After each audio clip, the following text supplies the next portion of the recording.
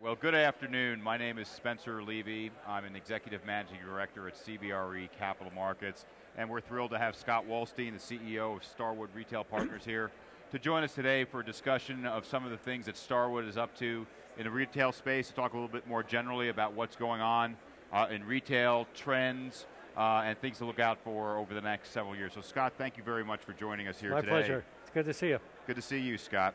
So Scott, Starwood has been very active recently, particularly in the mall space. Tell us about why the mall space in particular seems to be attractive to Starwood, recognizing that you are also looking at some of the other retail asset formats. You know, it's really kind of exciting because I think the general wisdom was that there would never be another regional mall company, that it's such a consolidated industry. But what we've seen is the public REITs are being forced to divest a lot of assets that we consider to be of very high quality. And we're taking advantage of that, and I think you know, by the end of this year we'll have a very significant critical mass of assets and we'll be a real player in the mall space. And so in terms of the markets that you'll look at for malls, are malls a little bit different than perhaps some of the other retail formats where you'll go into some perhaps secondary markets, or what's your opinion there? Well, you know, our investment strategy is to own the market dominant property wherever we are. It doesn't have to be a big city. If it is a big city, we have to be the dominant center within the submarket. If it's a smaller city, then we have to be the dominant center in the city. We just don't want to own property where we're the second choice in a market. And now, in terms of the other retail formats, what other types of formats do you find attractive? I know we've shown you some lifestyle centers and some other things as well. We really like the lifestyle space right now. We think that there were a lot of properties developed in 2007, plus or minus, that cost a lot to build, needed to have very high rents, needed to give tenants kickouts based on co-tenancy and volume, and the tenants exercised the leverage that they had, and now they're paying rent much less than they can afford to pay.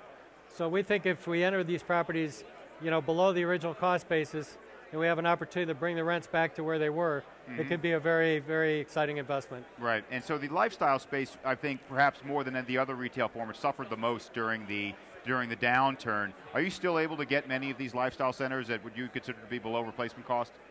Oh, absolutely, significantly, usually about 60 to 75% of original cost.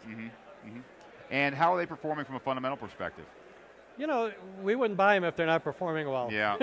You know, we try to trade in the assets that are doing plus or minus $400 a foot in sales, and we're able to find centers that, believe it or not, are somewhat distressed because of the history in terms of how the tenants have strong-armed the landlords. But they're still very good properties. They're well leased to all the best retailers, and we think we can make them better. Sure. Well, same question I asked you regarding malls, let's ask it about lifestyle centers. In terms of the markets you'll go to for lifestyle centers, is it perhaps a smaller circle of markets for lifestyle centers, or will you also look kind of to secondary markets for lifestyle for the better assets? I think there's very few really good quality lifestyle centers in tertiary markets. Yeah. It's a little different kind of an animal, and you know, everything we're looking at, I would say, is in, you know, a major metro trade area. Okay, very good. Well, Starwood has been really creative in how it finances its deals. You obviously have very large proprietary funds. You have separate account relationships. How do you, when you go out and acquire a large portfolio like the Westfield portfolio or otherwise, what are your considerations for whether you take it all down yourselves or you bring in a partner? Well, first of all, you know, we have a protocol within the shop that anything that shows an internal rate of return north of 14 has to be offered first to the fund, and then to certain key fund investors. But we have a very powerful platform, as you know, and we can be very confident in going out and looking at assets knowing that the capital will be behind us when we need it. We found a lot of interest from foreign investors in this product. Everybody's chasing yield, and you know, in the mall space today and the types of assets we're buying, you know, we're being able to finance these things at about 300 to 350 basis points inside of the cap rate. That gives you double-digit yields out of the box, which is something that's very hard to find today, and it's been very attractive to investors. So let's stay on that point for a second. The debt capital markets driving your ability to get a double-digit cash-on-cash return in the mall space. Does that hold true in the lifestyle space as well? Yeah, the CMBS market is on fire, and even the commercial bank market is on fire. I mean, you know, lenders are having a hard time putting money out, and you know, every time we think we've seen the best terms in history, they just get better. Right. So it really, as long as the product is of good quality, with good credit, it doesn't really matter what product it is. It can be financed today. Yeah, and now I recognize that for stabilized assets in the mall, lifestyle, and other spaces.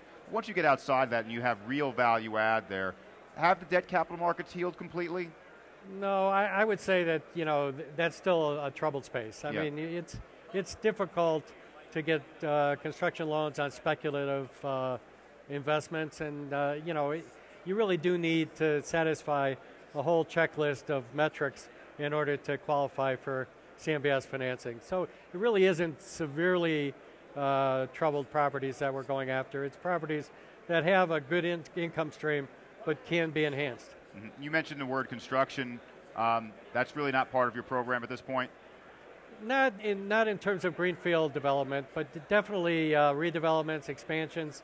One of the things I think we bring to the table as an operator is the ability to put a fresh set of eyes in an asset and be willing to make changes. So I expect we'll be doing a lot of that.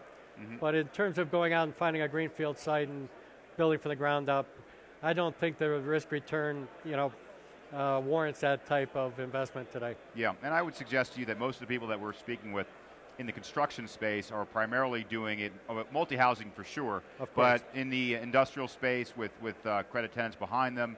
But we have heard the word spec now, and I have not heard the word spec in retail, don't get me wrong, but I have heard the word spec now in industrial and certain office space as well. But I agree with your point that the market's really not there yet from a fundamental perspective or from a debt capital markets perspective to justify new construction.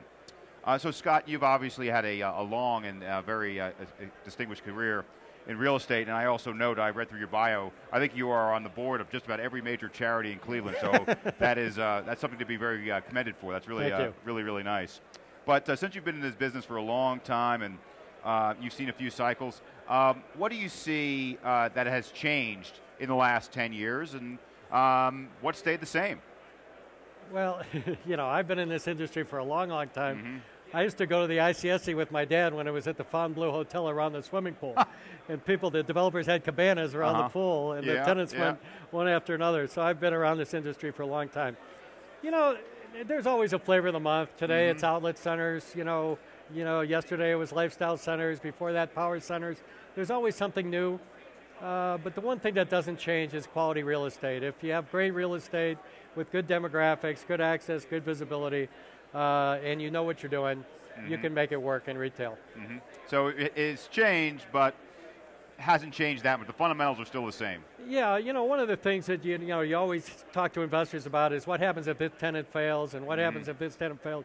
And I try to show them that, we've seen hundreds of tenants fail, and the real estate, if it's good, will survive, and the retail sales don't go away just because the retailers go away.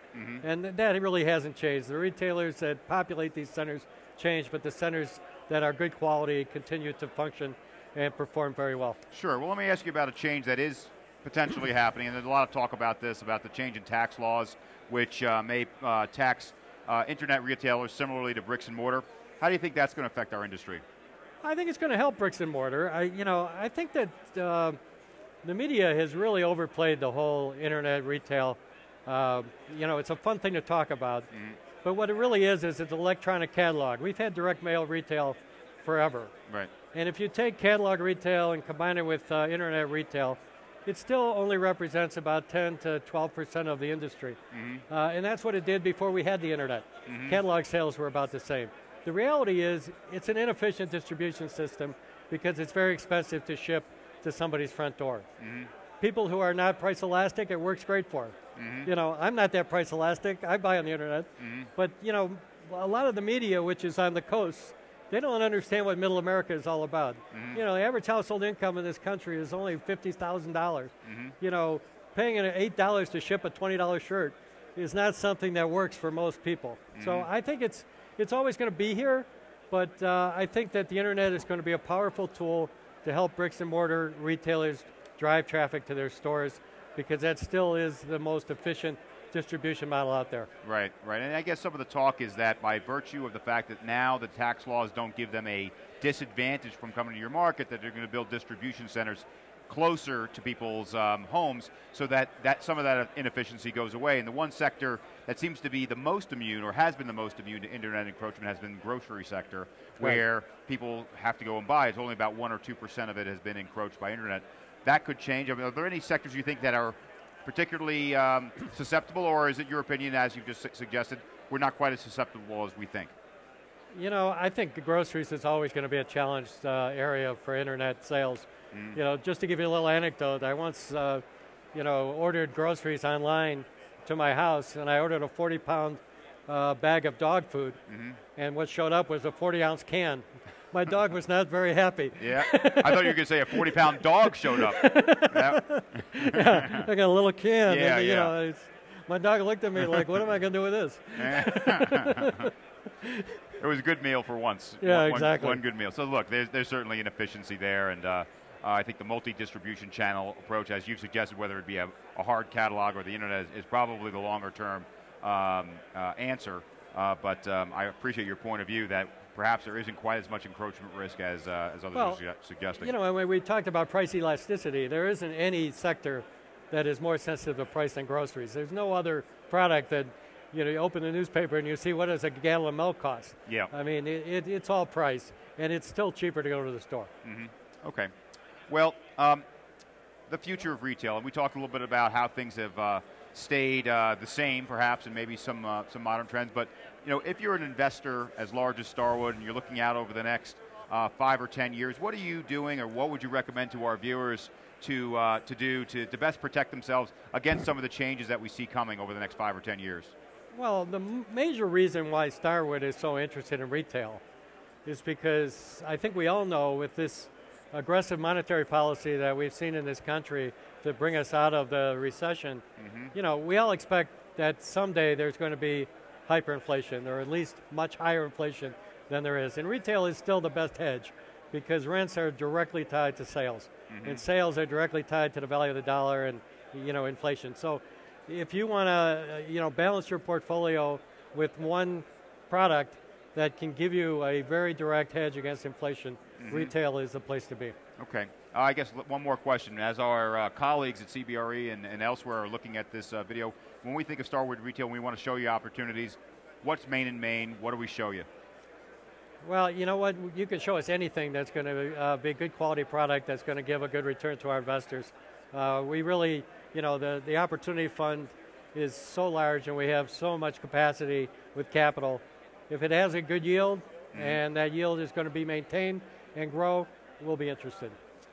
Well, Scott, on behalf of CBRE, thank you very much for doing this. Great job. My pleasure. This is Spencer Levy, and I'm with Scott Wolstein, CEO of Starwood Retail Partners. Scott, you did a great job. Thank you very much. Thank you. My pleasure.